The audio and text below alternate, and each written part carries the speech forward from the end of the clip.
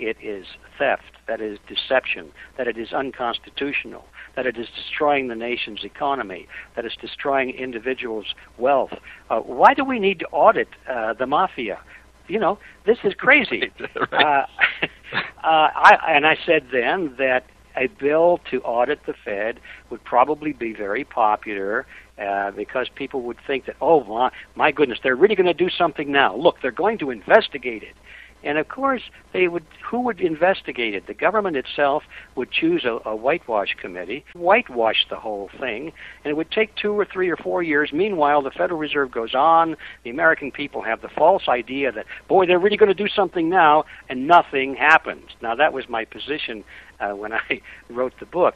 Now, I still hold that position, but now I also say that I think this particular bill has some merit because it is allowing the average person to realize that, hey, the Federal Reserve System is not entirely cricket. It's not up front.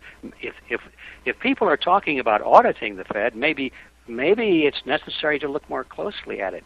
In other words, people are now questioning the Fed for the first time, and I think that's positive. So I think that the bill to audit the Fed is beneficial in that it is bringing into the consciousness of the American people the fact that the Federal Reserve System is not entirely above board. But I don't think it's the solution, the long-term solution, and the fact that it has so many sponsors among those slime bags in Washington is almost a dead giveaway that it's not going to do anything. Right. It gives all these politicians a chance to grandstand and say, well, yeah, I voted for audit the Fed. See what a good guy I am. I'm standing up against the Fed. It's a little bit of grandstanding, but you ask them to sign on to the other bill that Congressman Paul advances every year to abolish the Fed, and they run for cover. They'll never do that. Absolutely. So, that I say there's some good and some bad to all of this. Right. Now, we have Chairman Bernanke going around on a public PR campaign. That's the first time I remember that happening in maybe ever. He's actually going out there talking about these things. And one of the things that I heard him say to defend the audit of the Fed, to say that it shouldn't happen, is that he says that there is an inclusion in the bill that Congress would actually have the ability to actually approve and direct the Fed. And he says, he kind of uses this one-liner that probably resonates with a good chunk of your average American population. He says, do you want Congress running our money system, or do you want a private corporation running our money system? So he's on one hand openly admitting it's private, and it's the private sector, quote.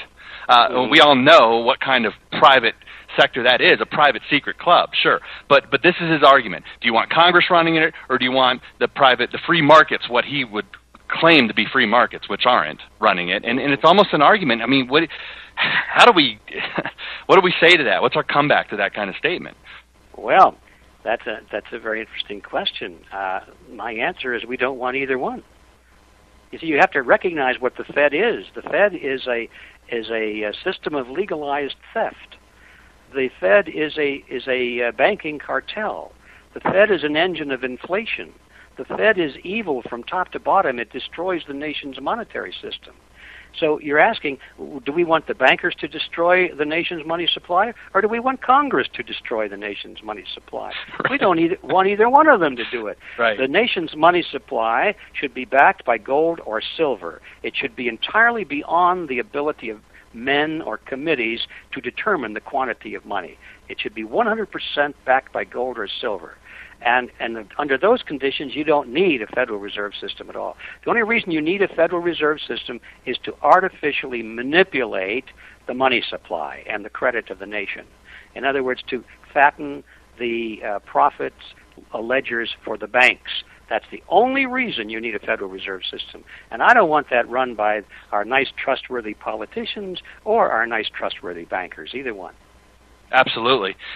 So this is kind of the question that we're dealing with and what's happening. At least the debate's opening up, I hope. So at least people are. Yeah, but they always like to limit the debate so that you lose on either side. Right. Almost all important issues are framed in such a way that you're never really given a real option. You just choose up between one losing side or the other losing side. It's like choosing between the Republican Party or the Democrat Party. Right. Oh, that's a choice, boy. Right. Yeah, and take a look at the debate over these executive salaries and bonuses.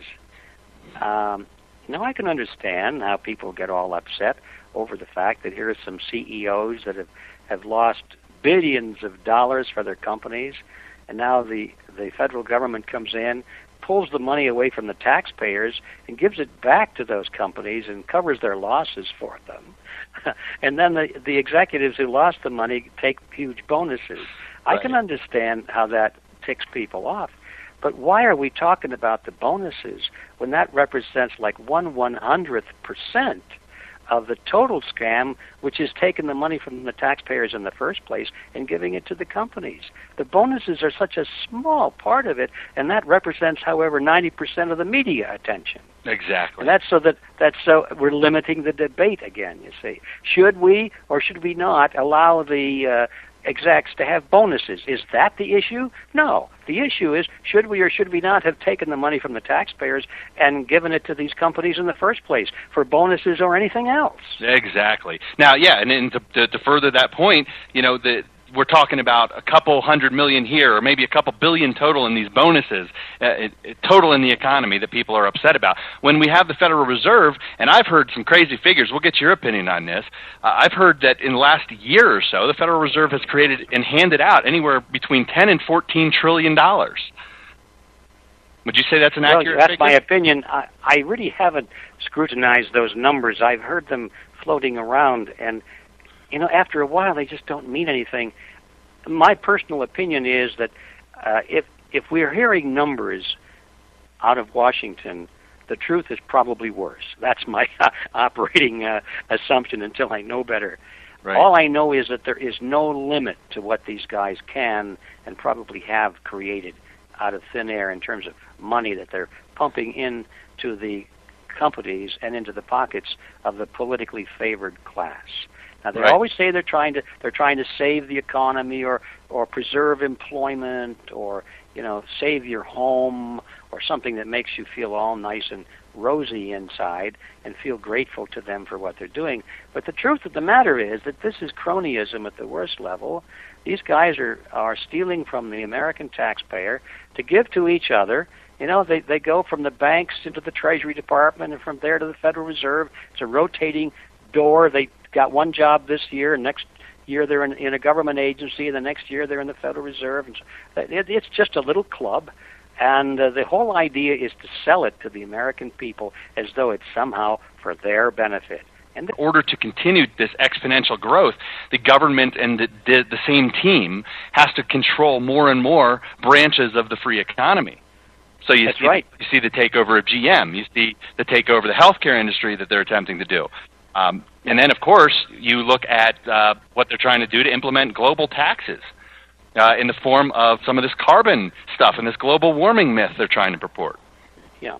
So I'm glad you picked up on that, because the average person is so focused on the economic side, they cannot really look objectively at the personal freedom side.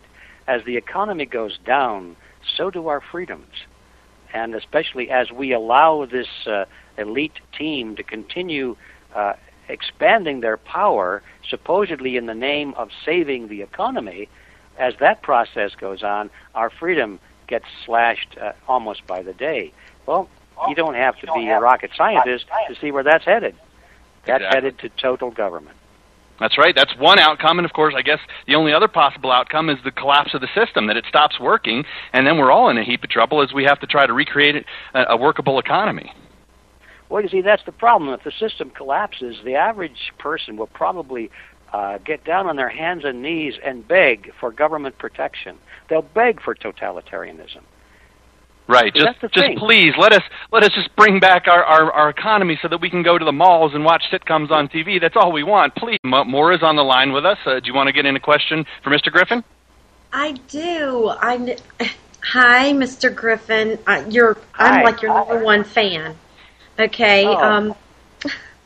First of all, I'd like to know what can we do if we get rid of the Fed?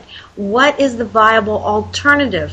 Is it hard assets-based currency? Is it electronic currency? And how do we implement that? How do